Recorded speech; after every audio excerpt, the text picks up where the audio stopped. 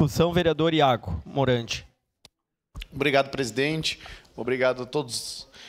Parabéns a todos os vereadores que vivem sempre falando aqui de um assunto tão precioso que é a educação, e parabenizar meu colega de bancada aqui, vereador Capitão Ramon, que eu vejo direto que está nas escolas também, assim como eu, como a vereadora Day, a gente sempre procura ver o que as escolas precisam, né? Eu também sou filho de professor, então eu sei o papel que vocês têm, que é fundamental, cada vez mais sempre foi e sempre vai ser. Aqui o vereador Caleb citou as polícias, bombeiros, eu entendi o porquê, porque eu também acho que tem proximidade o porquê. É igual político, tem que ter vocação para ser professor.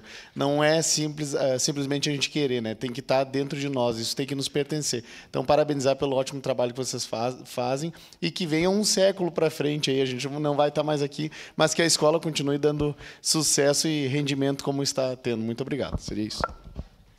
Obrigado, vereador. Encerrada a discussão. Em votação. Solicito aos vereadores e vereadoras que registrem seus votos.